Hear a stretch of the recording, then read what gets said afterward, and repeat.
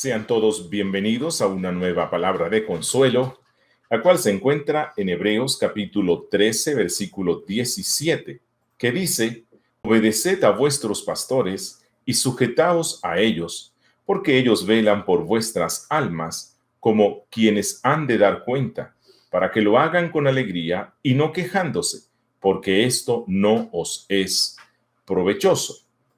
Calvino, hablando sobre este texto, dijo: el autor ordena primero rendirles obediencia a los pastores y luego tributarles el honor que debe ser rendido a ellos.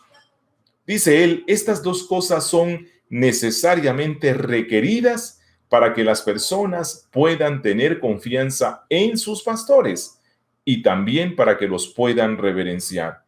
Pero debemos al mismo tiempo hacer notar que el apóstol habla solo de aquellos que finalmente desempeñan su oficio, porque aquellos que solo tienen el título de pastores, el cual usan para destruir a la iglesia, no merecen ninguna reverencia y mucho menos confianza.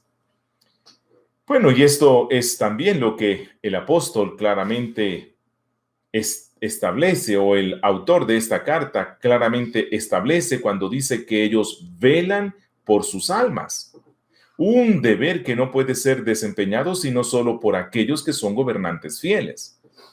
El deber aquí ordenado se puede resumir entonces en cultivar un espíritu obediente, dócil y sumiso a vuestros pastores y a los oficiales de la iglesia. Obedecer y sujetarse denota la sumisión de un inferior a un superior. Pero no es una sumisión servil, sino que se trata del respeto reverente que Dios requiere. Una sumisión que procede del amor y que tiene como fin honrar a aquellos que merecen honor. Por lo tanto, el mandato incluye que los miembros hagan todo lo que esté en su poder para que la porción de sus gobernantes sea más fácil y más ligera. Y por supuesto, incluye la provisión para su sustento temporal. Estos gobernantes son nombrados por Dios, y es por eso que Cristo declaró diciendo: de cierto os digo, el que recibe al que yo enviare, me recibe a mí, y el que me recibe a mí, recibe al que me envió. Juan 13:20. Dice nuestro texto: obedeced a vuestros pastores y sujetaos a ellos.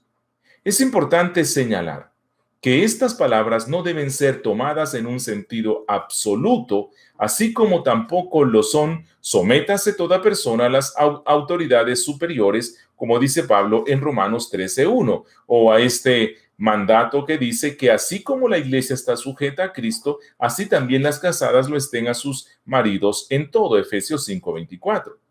Cada una de estas exhortaciones tiene ciertas restricciones. Los miembros de una iglesia evangélica no deben recibir la enseñanza de un pastor cuando éste esté en flagrante oposición a la Sagrada Escritura, ni deben someterse cuando en una decisión se manifiesta deshonra a Cristo y perjudica a su pueblo. Los creyentes no pueden ceder al mandato de Nabucodonosor, quien ordena que todos se inclinen o adoren a la imagen que él hizo. O una esposa cristiana no puede obedecer a su esposo, quien le manda a hacer algo que es contrario a las leyes de la naturaleza. No, aquí no se manda una obediencia ciega y absoluta, porque eso sería totalmente contrario a todo el tenor de la obediencia al Evangelio, que es nuestro culto racional. La sujeción solo se le debe a ese oficio que ha sido ordenado por Cristo mismo. Si alguno usurpa ese oficio y bajo la capa de este oficio enseña u ordena cosas contrarias a lo que Cristo ha instituido, entonces no se le debe rendir ninguna obediencia. Pero es precisamente en este punto donde mayor dificultad se presenta en la actualidad. Durante mucho tiempo, Un gran número de cristianos ha estado exigiendo que los líderes religiosos les hablen cosas halagüeñas. Sí, que les profeticen mentiras.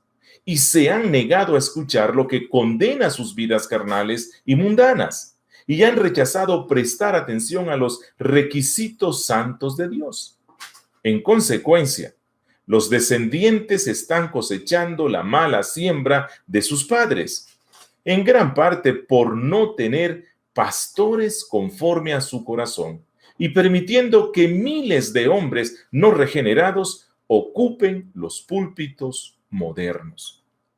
En lugar de obedecerlos y sujetarse a ellos, Dios quiere que su pueblo se aleje y nada tenga que ver con ellos.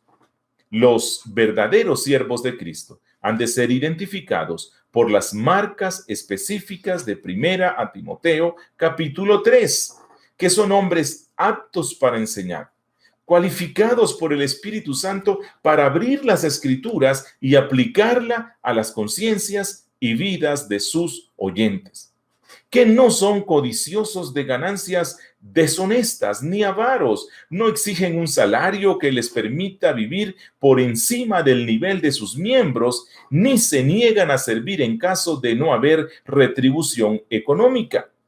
Dice Pablo que no es un neófito con poca o ninguna experiencia en el aspecto espiritual y en el trato con el pueblo de Dios, sino que él mismo ha sido probado y aprobado en palabra y conducta.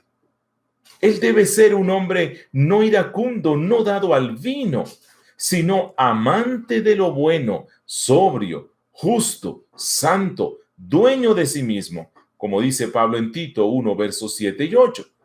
O de otro modo, no podría adornar lo que enseña con su ejemplo. Los siervos de Cristo, entonces, están investidos de una medida del Espíritu de su Señor, y eso es lo que los distingue de los falsos pastores. Que el Señor nos conceda tener esta clase de pastores. Que Dios te bendiga y que tengas un buen día.